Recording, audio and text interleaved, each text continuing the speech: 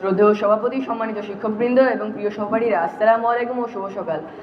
আজ আমি যে বিষয়টি নিয়ে কথা বলতে এসেছি তা একটি জ্বলন্ত ইতিহাস, একটি গর্জে ওঠা তরুণের কথা, একটি চেতনার নাম জুলাই বিপ্লব 2024।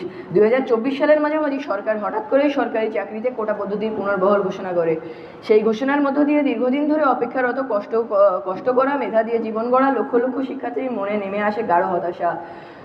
তাদের স্বপ্নে যেন অন্ধকারের ছায়া পড়ে। তারা বুঝে যায় মেধার চেয়ে পরিচয় এবং চেষ্টার চেয়ে কাগজের গোজামিল বেশি দামি হয়ে গেছে। তখনই শুরু হয় প্রতিবাদ, শুরু হয় প্রশ্ন এবং জন্ম নেয় ইতিহাস, জুলাই বিপ্লব 2024।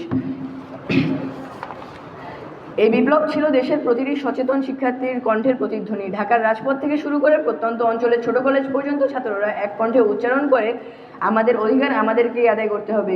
কোটা চাই না, মেধা চাই। আমাদের পরিশ্রমের মর্যাদা দাও। কেউ নেতা ছিল না, কেউ ডাক দেয়নি। এই আন্দোলনের নেতা ছিল মেধা। এই বিপ্লবের ডাক এসেছিল অন্যায়ের বিরুদ্ধে জেগে ওঠা হৃদয় থেকে। এই আন্দোলনের মূল দিতে এই